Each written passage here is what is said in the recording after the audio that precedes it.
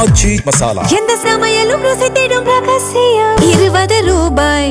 தஞ்சை மாவட்டம் பாபநாசத்தில் துணை முதலமைச்சர் உதயநிதி ஸ்டாலின் பிரச்சாரம் செய்து பேசிய காட்சிகளை நாம் பார்த்தோம். தொடர்ந்து நாளை மறுநாள் நெல்லையில் தாவேக தலைவர் விஜய் பிரச்சாரம் மேற்கொள்ள உள்ள நிலையில் பரப்புரைக்கான இடங்களை கட்சியின் மூத்த நிர்வாகி செங்கோட்டையன் ஆய்வு செய்தார். இது குறித்த கூடுதல் தகவல்களை வழங்க இணைகிறார் எமது செய்தியாளர் ராமசுந்தரம். வணக்கம். நெல்லையில் விஜய் அவர்களுடைய பிரச்சாரத்திற்காக எந்தெந்த இடங்கள் தற்பொழுது ஆய்வு செய்யப்பட்டு வருகிறது, அங்குள்ள நிலவரம் என்ன, விரிவாக பதிவு பண்ணுங்க. தமிழக வெற்றி கழகத்தினுடைய வேட்பாளர்களை ஆதரித்து விஜய் நேரடியாக பிரச்சாரம் மேற்கொண்டு வருகிறார். தென் மாவட்டங்களில் சுமார் 22 வேட்பாளர்களை ஒருங்கிணைத்து ஒரே பகுதியில் பிரச்சாரம் மேற்கொள்வதற்கான திட்டமிடல் செய்யப்பட்டு நெல்லையில் அதற்கான இடங்கள் தேர்வு செய்யக்கூடிய பணியானது நடைபெற்று வருகிறது.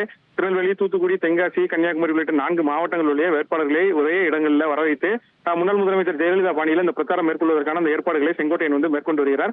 நெல்லை மாவட்டம் கங்கை கொண்டான் மற்றும் ராஜகோபாலபுரம் ஆகிய 2 பகுதிகளில் பிரம்மாண்டமான இடங்கள் தேர்வு செய்யப்பட்டிருக்கிறது. சுமார் 35 ஏக்கர் பரப்பளவில் அந்த பிரம்மாண்டமான இடத்துல அந்த பிரச்சாரம் மேற்கொள்வதற்கு திட்டமிடல் செய்யப்பட்டிருக்கிறது.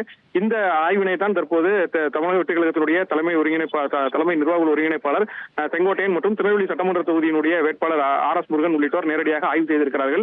இந்த பகுதியில் செய்யக்கூடிய ஏற்பாடுகள், அதாவது பரப்புரைக்கு விஜய் வந்து செல்வதற்கான பாதை, அதே போல தொண்டர்கள் மற்றும் நிர்வாகிகள் வந்து செல்வதற்கான பாதை உள்ளிட்டவைகள் எப்படி ஏற்பாடு செய்ய வேண்டும், அதே போல காவல்துறை அனுமதி உள்ளிட்டவைகள் தொடர்பாகவும் நேரடியாக ஆய்வு மேற்கொள்ளப்பட்டிருக்கிறது.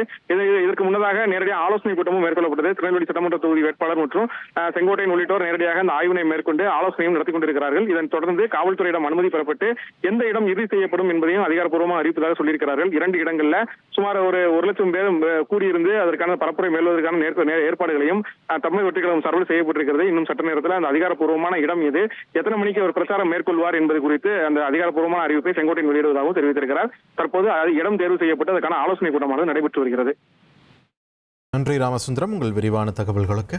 ஆச்சி மசாலா எந்த சமையலும் ருசி தேடும் ரகசியம் 20 ரூபாய்.